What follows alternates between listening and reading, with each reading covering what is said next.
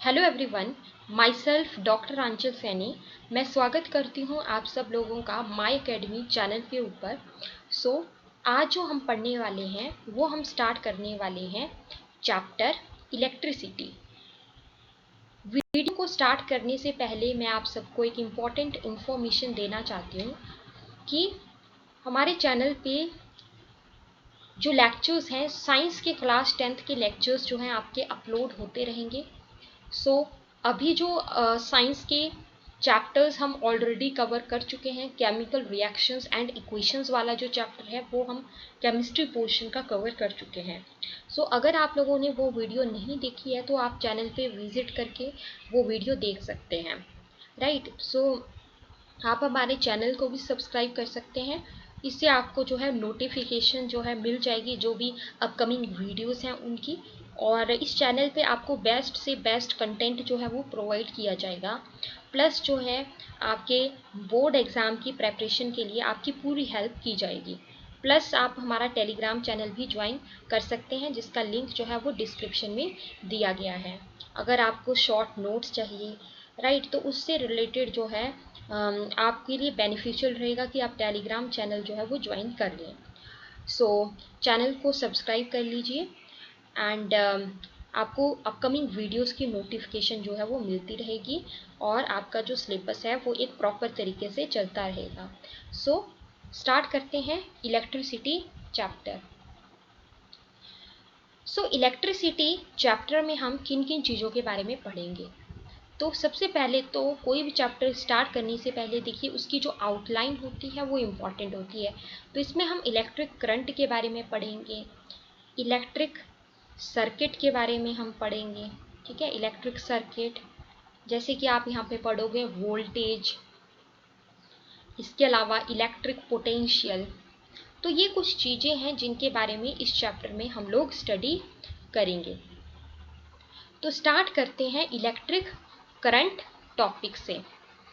Let's start from the topic electric current.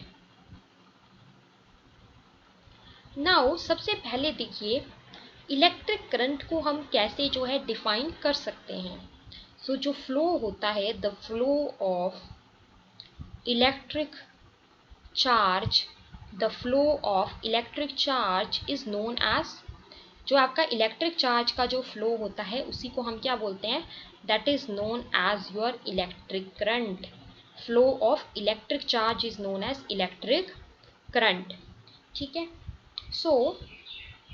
जो electric current है वो किसके द्वारा कैरी किया जाता है, through a conductor.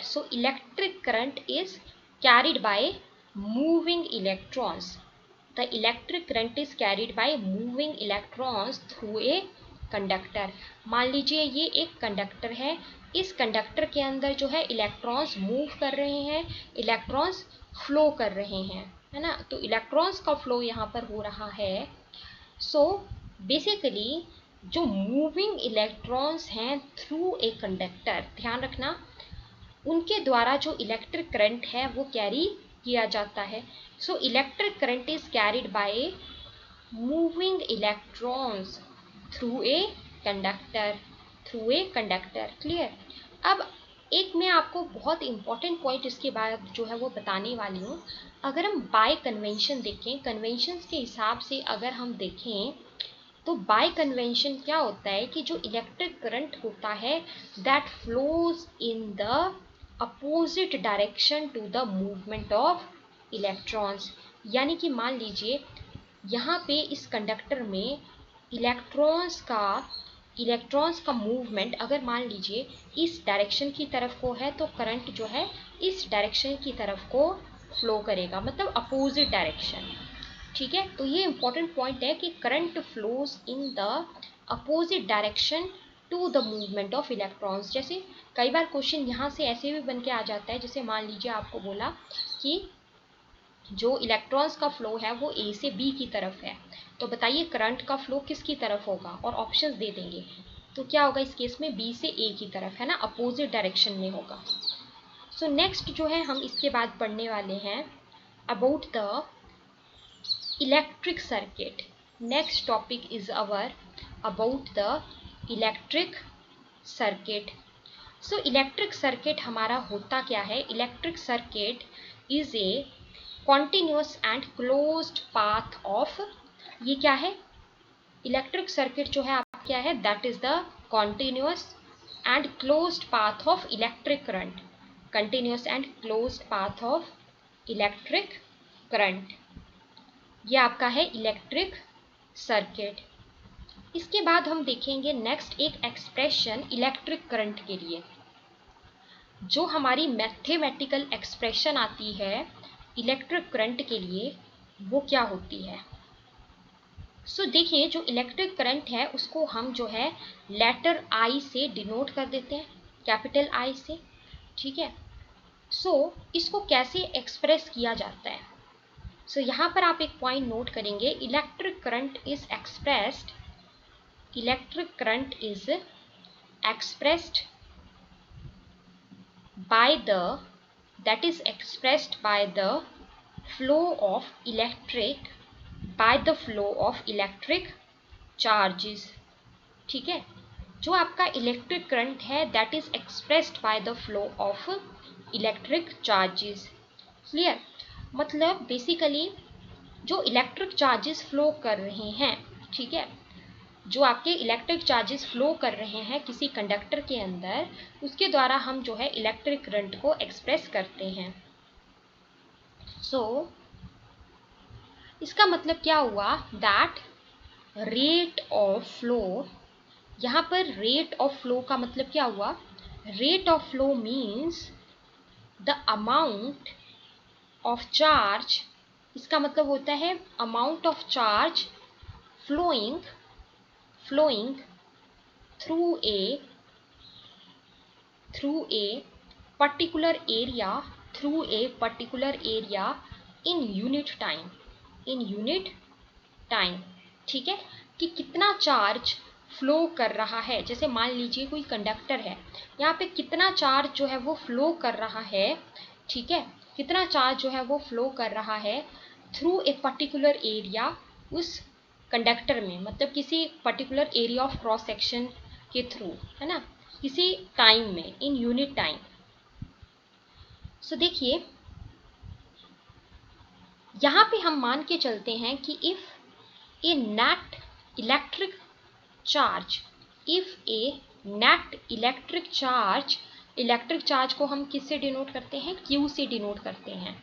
So if A net electric charge Q flows through a cross section of a conductor, through a cross section of a conductor in time t, in time small t। देखिए हम क्या बोल रहे हैं कि अगर आपका net electric charge Q जो है अगर वो फ्लो करता है through a cross section of a conductor, जैसे ये कोई कंडक्टर है ना, यहाँ पर कोई आपके पास क्या है? क्रॉस सेक्शन है, मान लीजिए ये एरिया ऑफ क्रॉस सेक्शन है ना कोई, तो मीन्स हम क्या बोल रहे हैं कि अगर आपका जो है चार्ज Q अगर फ्लो कर रहा है through the cross section of a conductor, कितने टाइम में? टाइम t में, है ना, टाइम t में अगर इलेक्ट्रिक चार्ज Q जो है वो फ्लो कर रहा है टाइम t में, तो उस केस में जो हमारा इलेक्ट्रिक करंट है उसको हम कैसे लिखेंगे? इलेक्ट्रिक करंट को डिनोट तो हम किससे करते हैं? कैपिटल I से। तो इसको हम लिखते हैं net charge that is capital Q divided by time that is your small t, ऐसे लिखेंगे। और जो I है वो आपका क्या आ जाएगा? Q by T. I क्या आ जाएगा? Q by t. तो यही हमारे पास फॉर्मूला बन जाता है इलेक्ट्रिक करंट के लिए, ये आपको ध्यान रखना है। जहाँ पर जब भी आपको कोई भी सिंबल लिखना है, कोई भी फॉर्मूले लिखने हैं, तो वहाँ पे जो सिंबल्स हैं वो क्या रिप्रेजेंट कर रहे होते हैं, ये चीज़ आपको ज़रूर वहाँ पर मेंशन करनी होती है ना। तो आप साइड में लिखोगे where I is electric current. I क्या हो गया? आपका इलेक्ट्रिक करंट। बोर्ड के एग्जाम्स में जब भी आपको लिखना है अच्छे से, तो आपकी प्रेजेंटेशन बेस्ट होनी चाहिए, है ना। मतलब कोई भी इक्वेशन आप फिजिक्स में लिखते हो तो साइड में एक लाइन लगा के उसमें जो सिंबल्स हैं वो क्या क्या रिप्रेजेंट कर रहे हैं वो आपको ज़रूर मेंशन करना होता है। So here I is electric current and Q is a net charge. Q is a net charge. And T क्या हो गया आपका टाइम, जिसको हम कैसे लेते हैं, सेकंड में लेते हैं. टी हमारा टाइम हो गया जिसको हम किस में लेते हैं, सेकंड में लेते हैं. क्लियर. सो अगर हम एसआई यूनिट की बात करें, so SI unit of electric charge and current. ठीक है. तो जो हमारा इलेक्ट्रिक चार्ज होता है, इसकी जो एसआई यूनिट होती है वो क्या होती है, वो होती है कूलम, जिसको हम कैपिटल सी से डिनोट कर देते हैं. और जो हमारा इलेक्ट्रिक करंट होता है उसकी जो एसआई यूनिट होती है वो होती है अपने पास एम्पियर, जिसको हम कैपिटल ए से डिनोट कर देते हैं, ओके. सो यहाँ पर आपको एक चीज़ ध्यान रखनी है कि जो आपका एक कूलम होता है, जैसे मैंने आपको बताया कि हमारे पास इलेक्ट्रिक चार्ज की जो एसआई यूनिट है वो कूलम्ब आ गई. क्लियर. तो जो एक कूलम्ब है वो आपका कितने इलेक्ट्रॉन्स के बराबर होता है, ये 1 मार्क के लिए क्वेश्चन यहाँ से बन जाता है. सो 1 coulomb is nearly equal to 6 into 10 raised to power 18 electrons. 6 into 10 raised to power 18 electrons. Okay. तो 1 कूलम्ब जो है लगभग नियरली इतने इलेक्ट्रॉन्स के बराबर होता है. इसको आप इंपॉर्टेंट लिख लेंगे. 6 into 10 raised to power 18 electrons के बराबर होता है. नाउ अगर मान लीजिए आपको एम्पियर को डिफाइन करना है ना, एम्पियर को डिफाइन करना है. एम्पियर किसकी एसआई यूनिट है, इलेक्ट्रिक करंट की. तो एम्पियर को हम कैसे डिफाइन कर सकते हैं. So ampere is the flow of electric charge. ये क्या होता है, flow of electric charge through A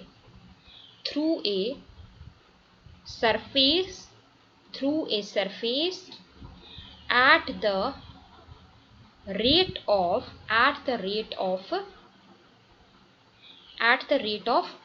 1 coulomb per second. देखिए बेसिकली होता क्या है, हमें पता है कि जो I होता है वो हमारा क्या होता है, Q बाय T के बराबर होता है. That is electric charge upon time के बराबर होता है. राइट. सो देखिए अब हमारे पास ये जो I है इसकी यूनिट क्या हो गई, ऐसा यूनिट एम्पियर. इसकी क्या हो गई, कूलम्ब. ठीक है, इसकी हो गई कूलम्ब, इसकी क्या हो गई, सेकंड. तो आप जो है एम्पियर को कैसे डिफाइन कर सकते हो, how you can define ampere और 1 ampere.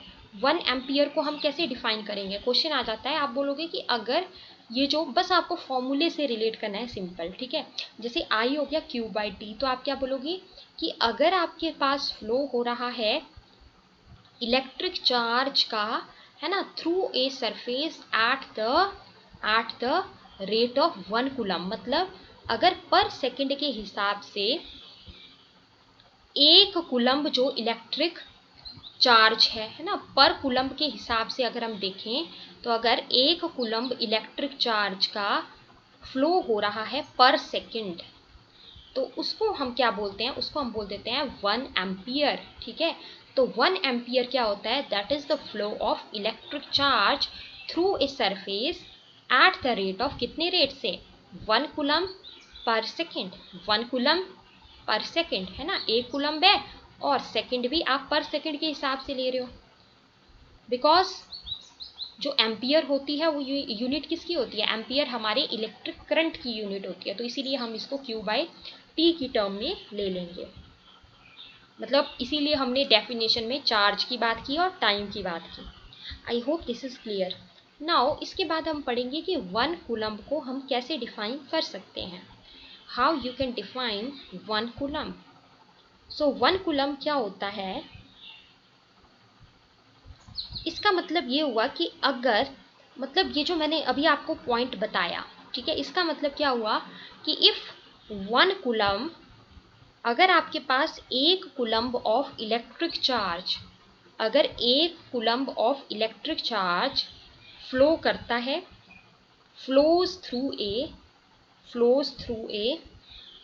cross section, flows through a cross section for 1 second, then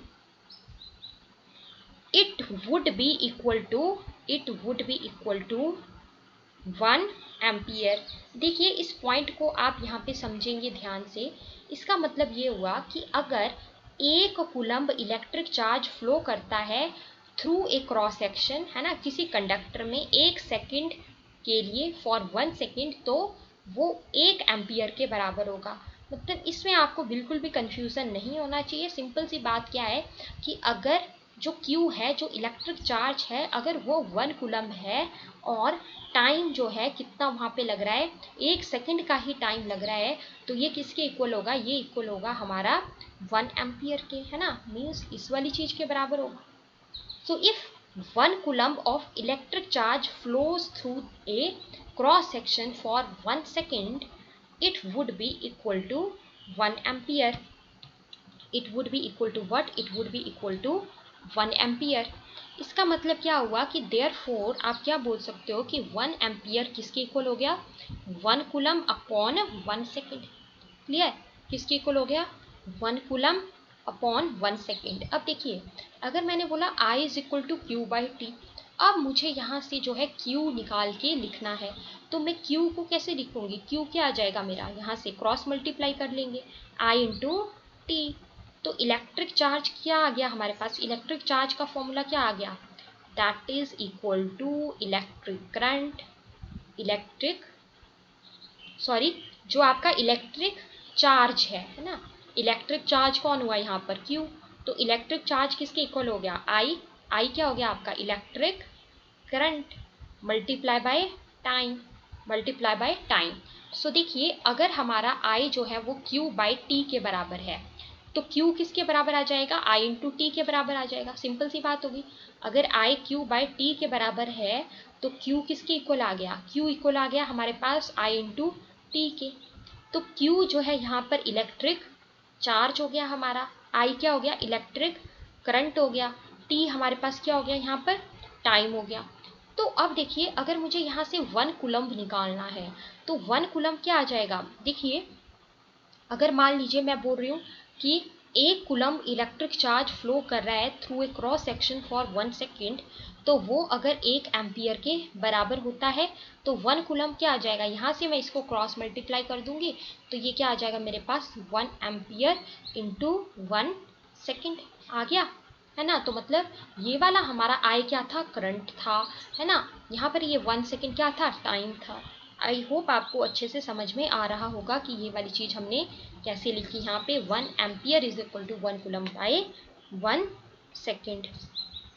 next हम पढ़ेंगे small quantity of electric current के बारे में।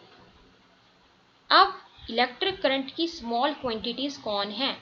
तो जो small quantity of electric current जो है उसको एक्सप्रेस किया जाता है, दैट इज एक्सप्रेस्ड इन, उसको किस में एक्सप्रेस किया जाता है? इन मिली एम्पियर, एंड दूसरा किस में एक्सप्रेस करते हैं? माइक्रो एम्पियर में, है ना। किस में एक्सप्रेस करते हैं? माइक्रो एम्पियर में। ठीक है। अब जो हमारा मिली एम्पियर है that can be written as small m and your microampere can be written as small pa। Okay, ये इनको रिप्रेजेंट करने का तरीका है। अब यहाँ पर हम एक टेबल बनाएंगे, एक चार्ट सा बनाएंगे और उसमें लिखेंगे कि ये किस किस के बारे में बताता है ना, ये कितने एम्पियर के बराबर होते हैं। जो हमारा 1 मिली एम्पियर होता है वो आपका इक्वल होता है 10⁻³ एम्पियर के, और साथ ही साथ जो एक माइक्रो एम्पियर होता है वो इक्वल होता है 10⁻⁻6 एम्पियर के, that is equal to 10⁻⁻6 ampere. ठीक है, ये -3 के, ये -6 माइक्रो वाला -6 एम्पियर के बराबर होता है। ओके, इसके बाद नेक्स्ट जो हमारा टॉपिक आता है that is what is your ammeter. Ammeter क्या है? सो एमीटर क्या है ये हम यहाँ पे देखेंगे। सो जो हमारा एमीटर है वो एक एपरेटस होता है एन एपरेटस टू मेजर। एक ऐसा एपरेटस है जो कि क्या मेजर करता है? जो कि आपका मेजर करता है इलेक्ट्रिक करंट को इन ए circuit. So what is it? It is an apparatus to measure electric current in a circuit। आपसे अगर एक नंबर में क्वेश्चन आ जाता है कि बताइए वो कौन सा एपरेटस है जो कि इलेक्ट्रिक करंट को मेजर करता है किसी सर्किट में, तो वो कौन हो गया आपका? That is the ammeter. Next हम पढ़ेंगे चार्ज के बारे में। Next heading is your charge. So देखिए, जो मास है वो हमारी एक फंडामेंटल प्रॉपर्टी है मैटर की, ठीक है। वैसे ही हमारा जो चार्ज होता है वो भी फंडामेंटल प्रॉपर्टी होती है मैटर की। सो लाइक मास की तरह ही जो चार्ज होता है that is also a fundamental property of matter. ये भी क्या होती है? फंडामेंटल प्रॉपर्टी होती है मैटर की। ठीक उसी तरीके से जैसे कि हमारा मास होता है, it is also a fundamental property of matter, right. अब देखिए हमारे पास जो चार्जेस हैं वो दो टाइप्स के होते हैं। Two types of charges are there. कौन कौन से होते हैं? एक होता है हमारा पॉजिटिव चार्ज और दूसरे हमारे कौन से होते हैं? नेगेटिव चार्ज होते हैं, ठीक है। इसके बाद हम पढ़ेंगे प्रॉपर्टीज ऑफ इलेक्ट्रिक चार्ज के बारे में। सो नेक्स्ट हेडिंग आप डालेंगे प्रॉपर्टीज ऑफ। क्लास के टाइम में ही आप लोग जो है वो शॉर्ट नोट्स प्रिपेयर करते चलेंगे, इससे आपको रिवीजन के लिए भी हेल्पफुल रहेगा, प्लस हम क्लास के टाइम में ही हर एक चीज को जो है याद रखने की कोशिश करेंगे, ठीक है। सो प्रॉपर्टीज ऑफ इलेक्ट्रिक करंट। कोशिश करना कि आप लोग लेक्चर थोड़ा सा अलर्ट होके देखना, सच दैट आपको जो है क्लास के टाइम में ही सारी चीजें याद हो जाएं। सो अनलाइक चार्जेस हैं वो आप सब जानते होंगे कि वो क्या करते हैं? वो अट्रैक्ट करते हैं ईच अदर, है ना। अनलाइक चार्जेस, अब एक पॉजिटिव है एक नेगेटिव है तो इनके बीच में क्या होगी? अट्रैक्शन होगी। So unlike charges attract each other and like charges, और जो अपने पास लाइक चार्जेस होते हैं वो क्या करते हैं? वो एक दूसरे को रिपेल करते हैं, रिपेल ईच अदर। ओके, जैसे मान लीजिए एक चार्ज जो है मेरे पास नेगेटिव है, दूसरा भी नेगेटिव है, तो दोनों के बीच में क्या होगी? रिपल्शन होगी। ओके, सो नेक्स्ट जो पॉइंट आता है इलेक्ट्रिक चार्ज की प्रॉपर्टीज में, वो हमारे पास क्या आता है? That is our the force between two charges. जो दो चार्जेस हैं उनके बीच की जो फोर्स होती है, the force between two charges varies directly as the product of two charges, and inversely as the square of the distance, distance को हम किससे डिनोट करते हैं? स्मॉल आर से डिनोट करते हैं, है ना। Inversely as the square of the distance between both charges Q1 and Q2। अब देखते हैं कैसे। देखिए ध्यान से इस बात को समझना। मान लीजिए एक चार्ज है यहाँ पर Q1, ठीक है, एक चार्ज है Q2। इन चार्जेस को कुछ इस तरीके से रखा गया है, तो क्या इन दोनों चार्जेस के बीच में कुछ डिस्टेंस होगा? यस। सो मान लेते हैं कि इन चार्जेस के बीच का जो डिस्टेंस है वो आपका क्या है? That is your small r, ठीक है।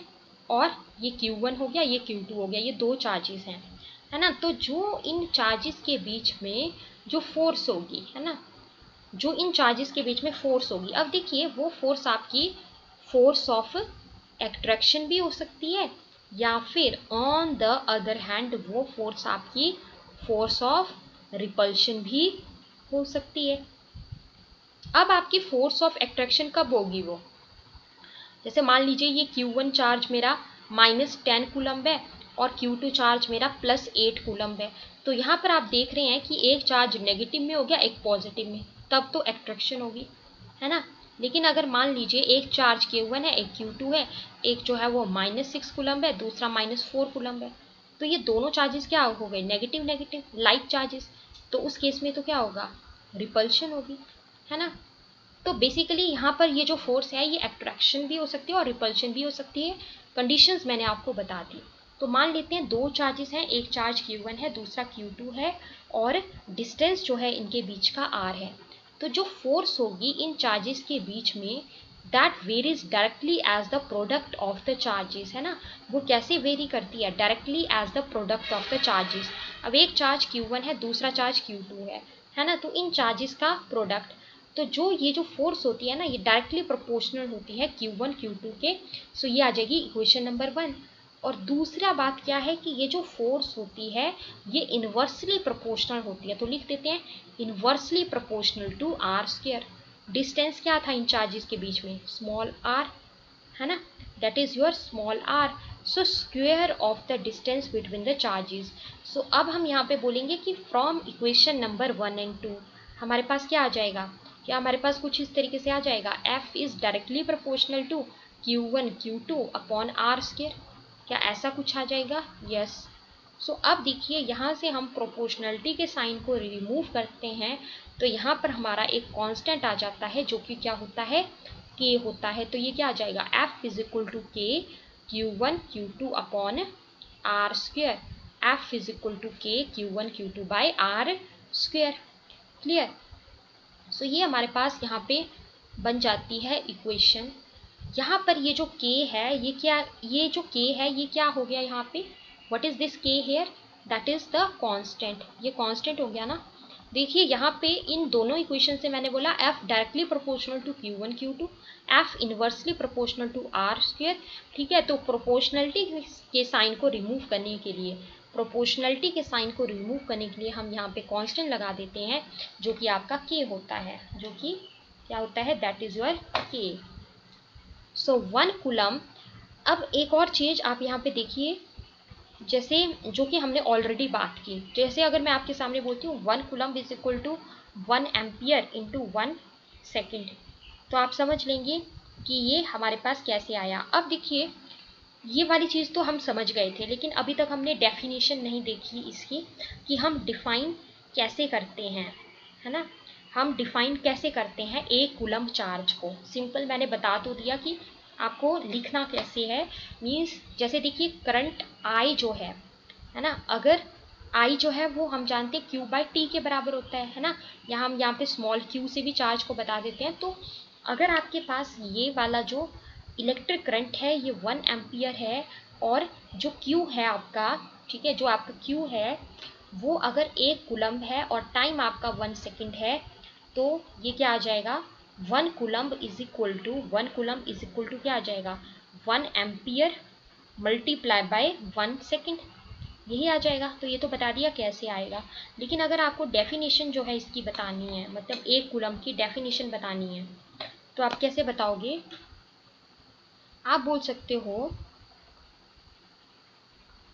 The quantity of charge, the quantity of charge. बस ये जो आपके सामने ये जो यहाँ पे रिलेशन लिखा 1 coulomb is equal to 1 ampere into 1 second, यहाँ से ही आप जो है डेफिनेशन इसकी बना सकते हो। The quantity of charge which flows through a circuit, which flows through a circuit when 1 ampere, when 1 ampere of current, when 1 ampere of current flows through it in 1 second, in 1 second is known as, उसको हम क्या बोलते हैं, is known as, उसी को हम बोलते हैं 1 coulomb charge, that is known as 1 coulomb charge. So देखिए क्या होता है कि अगर आपके पास, देखिए अगर आप बोल रहे हो quantity of charge which flows through a circuit, कोई सर्किट है उसमें वो क्वांटिटी ऑफ चार्ज जो कि फ्लो करती है किसी सर्किट में से when 1 ampere of current flows through it, जब करंट कितना है 1 एम्पियर, यहाँ पे हमने देखा है ना, कितने टाइम में, 1 सेकंड में, तो उसी को हम क्या बोलेंगे 1 कूलम। सिंपल सा, इस रिलेशन से ही हमारे पास यहाँ पे डेफिनेशन इसकी बन जाती है। Okay, now moving to the next one. Next जो है मैं आपको यहाँ पे जो हमारे रजिस्टर्स होते हैं ना उनके कम्बिनेशन के बारे में मैं आपको यहाँ पे बताती हूँ। कम्बिनेशन ऑफ रजिस्टर्स जो है वो कैसे होता है।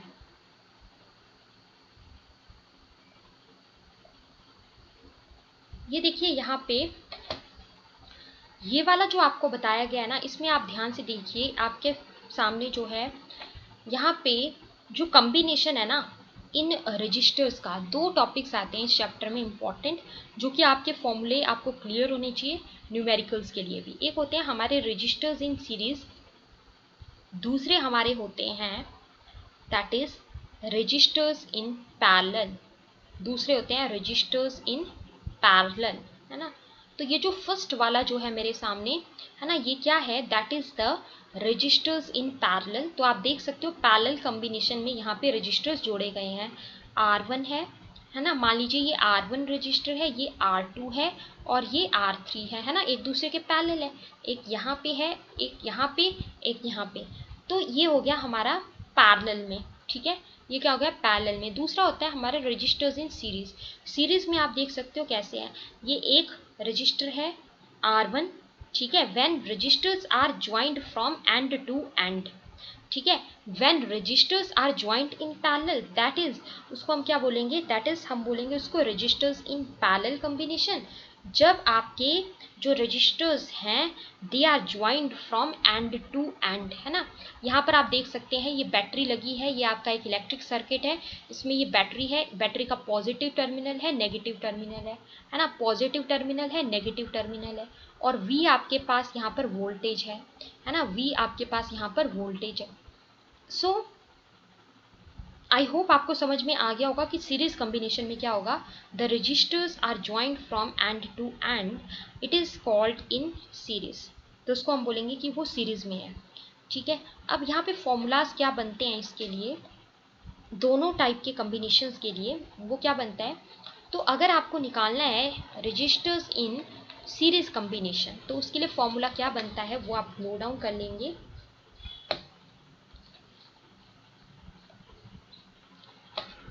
तो जो हमारा RS होता है that is equal to R1 plus R2 plus R3, ठीक है। सीरीज कॉम्बिनेशन में अपने पास फॉर्मूला ये बन जाता है, ठीक है, RS is equal to R1 plus R2 plus R3, ठीक है, इस तरीके से हमारे पास यहाँ पे बन जाता है। तो मतलब आप ये बोल सकते हो कि अगर रजिस्टर्स को सीरीज में जोड़ा गया है इस तरीके से, ये R1 है ना, ये R2 है और ये R3 है, तो उस केस में जो टोटल रेजिस्टेंस होता है, जो टोटल रेजिस्टेंस होता है सिस्टम का, that is the sum of the resistances, that is sum of the resistances of all the registers, that is the sum of resistances of all the registers, है ना। जैसे ये एक रजिस्टर के case में मैंने बोला एक रजिस्टर हो गया R1, है ना, तो यहाँ पे R1 का मतलब क्या हुआ, R मतलब रेजिस्टेंस, तो मतलब जो पहला वाला जो मेरे पास यहाँ पर रजिस्टर है ना, उसका क्या ले रही हूँ मैं, उसका मैं रेजिस्टेंस यहाँ पर ले रही हूँ।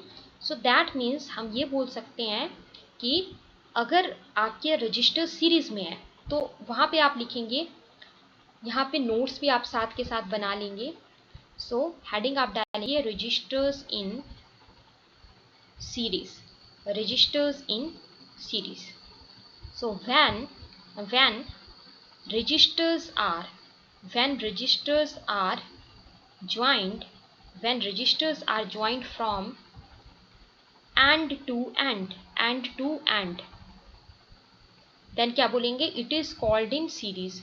तो आप बोलोगे कि वो कैसे है, वो आपका सीरीज में है ना। तो इस केस में क्या होता है, in this case the total resistance of the system is equal to the, किसके इक्वल होता है, total resistance of the system, that is equal to the sum of the resistance, sum of the resistance of all the registers of the system, sum of the resistance of, sum of resistance किसका, जितने भी registers हैं system में, उन सारे जो registers हैं उन रजिस्टर्स के रेजिस्टेंसेस का सम।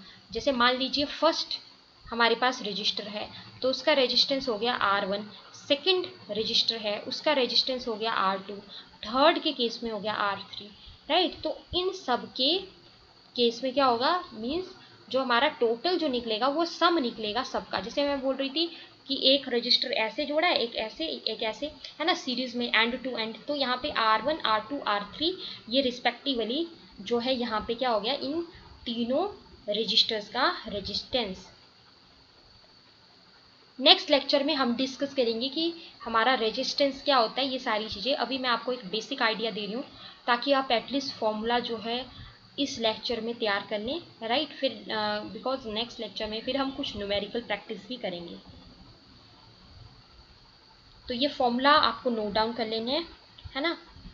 रजिस्टर्स इन पैरेलल के लिए क्या फॉर्मूला होता है, रजिस्टर्स इन पैरेलल के लिए यहाँ पे हम क्या करते हैं, यहाँ पे जो है हम जो टोटल रेजिस्टेंस होता है वो इक्वल होता है sum of the reciprocal, sum of the reciprocal. जैसे अगर मैं बोल रही हूँ 1/RP, है ना, मतलब रेजिस्टेंस इन पैरेलल, तो जो हमारा टोटल रेजिस्टेंस निकलेगा वो क्या होगा, that is equal to the sum of reciprocal, reciprocal मतलब 1/, तो 1/R1 plus 1/R2 plus 1/R3, right. तो ये जो होता है हमारा, ये हमारा क्या होता है, जो टोटल रेजिस्टेंस होता है सिस्टम का, that is equal to the sum of the reciprocal of the resistance of the registers. क्या यहाँ पे सम ऑफ रेसिप्रोकल है किसका, of the sum of reciprocal of the resistances of all the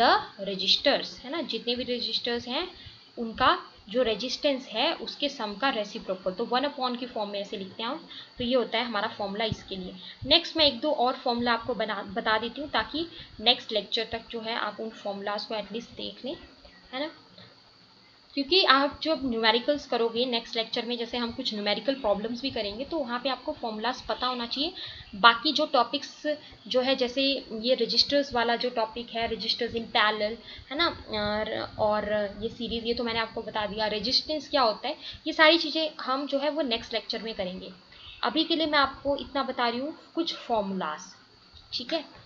अभी के लिए हम कुछ फॉर्मूलाज डिस्कस कर रहे हैं। So Joule's law of heating, Joule's law of heating में जो हमारा फॉर्मूला बनता है वो सबसे पहले आप नोट डाउन करेंगे। फॉर्मूला आपको सबसे पहले पता होना चाहिए। इसमें बनता है H is equal to I²RT, है ना। नेक्स्ट लेक्चर तक आपको फॉर्मूला अच्छे से तैयार कर लेने हैं। H इज इक्वल टू, बाकी इनकी डिटेल्स हम कर लेंगे complete. H is equal to I²RT, H is equal to I²RT, right. अब यहाँ पर I क्या हो गया आपका, इलेक्ट्रिक करंट, R क्या हो गया आपका, रेजिस्टेंस, ठीक है, और T क्या हो गया, टाइम, और H क्या हो गया, heat. H is the heat here, right. Now इसके बाद जो है हम डिस्कस करेंगे कुछ और भी। मैं आपको फॉर्मूलाज बताती हूँ। जैसे कि अगर हम बात करें इलेक्ट्रिक पावर की, है ना, इलेक्ट्रिक पावर की अगर हम बात करें तो इलेक्ट्रिक पावर का जो फॉर्मूला बनता है एक, वो क्या बनता है, दैट इज W/T, है ना, work upon time, work upon time.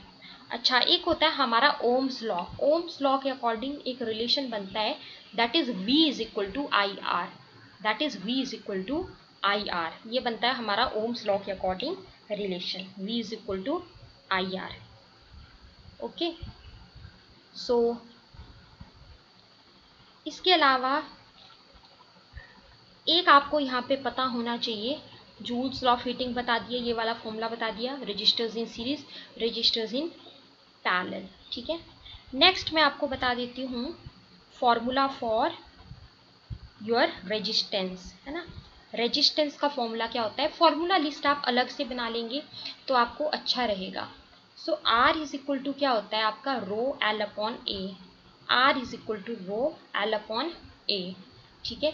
जहाँ पर ये जो आर होता है हमारा, this R is the resistance, this R is the resistance, rho is the resistivity, rho is your resistivity, ठीक है। L is the length of the conductor, L is the length of the conductor, A is the area of cross section, A is the area of cross section।